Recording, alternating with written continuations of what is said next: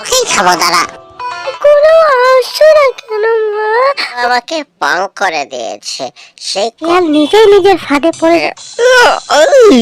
আজকে তো ঘরে খাবার নাই, তো আমি চিন্তা করছি কি করা যায়। আমার বাচ্চাগুলো তো না খেয়ে আছে, তো আমি কি যে করি বুঝতে পারছি না। কিছু একটা করতে হবে।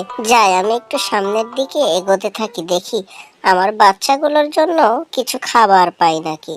এরপরে টুনি চলে গেল খাবার খোঁজার জন্য, বাচ্চাদের জন্য জঙ্গলের ভেতরে চলে গেল। তো যেতে যেতেই হঠাৎ করে আসলো এক বাধা।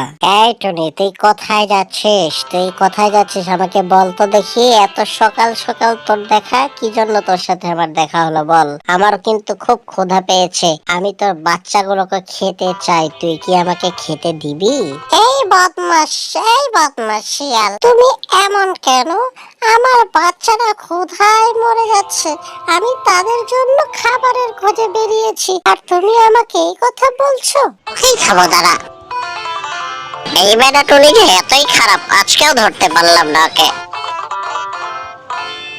এই শিয়ালটা যে এত খারাপ, এর চোখ খালি আমার দিকে আর আমার বাচ্চাগুলোর দিকে, অন্য কোথাও নাই। একে শিক্ষা আমি একটা যা দিব না, দাঁড়া একটু অপেক্ষা কর।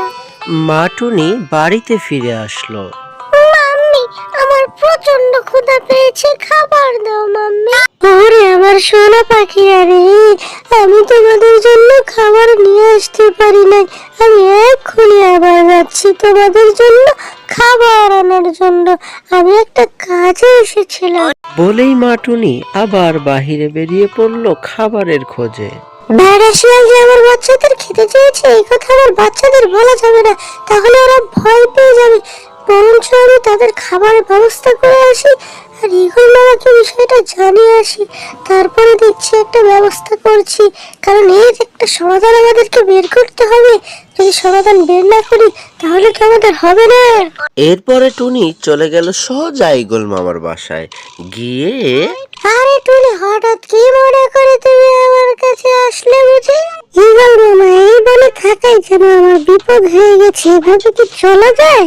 কেন, কি হয়েছে শুনি একটু, কি বলো তো দেখি।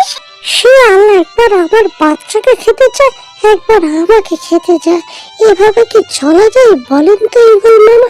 এর একটা বন্দোবস্ত করতে হবে।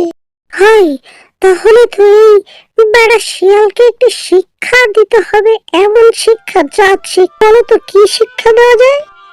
এই পাজি শিয়ালকে এমন ভাবে শিক্ষা দিতে হবে, ফাঁদে ফেলে, যাতে সারা জীবনের জন্য আর এমন শিক্ষা হয়। মারে, তুমি কোথায় গেছো? এতগুলো আসছো না কেন মা? আমার প্রচুর ক্ষুধা লেগেছে। তো ঈগল মামা, আমি আর দেরি না করি, আমার বাচ্চারা না খেয়ে আছে, তো তাদের জন্য আবার খাবারের ব্যবস্থা করে নিয়ে যেতে হবে আমাকে। এই বেটা টুনি অনেক দুষ্ট আছে, আজকেও আমাকে পাং করে দিয়েছে। সেই কতদিন আগে খেয়েছিলাম, এরপর থেকে আর খেতেই পারি না। কি যে করি, চিন্তায় বাঁচি না। এইদিকে না, একটু ওই দিকে যাই দেখি। এইদিকে গিয়ে একটু ঘুরে ফিরে আসি, তাহলে আমারও ভালো লাগবে।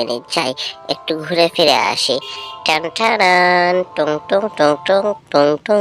এই টুনি, দেখো দেখো, আমাদের এখন আর কিচ্ছু করা লাগবে না, এখন শিয়াল নিজেই নিজের ফাঁদে পড়ে যাবে। দেখো নিচে কি করে বোকার মতো, দেখো পড়ে যাবে ফাঁদে।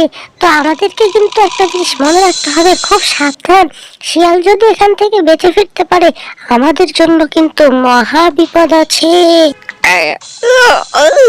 কি হলো রে?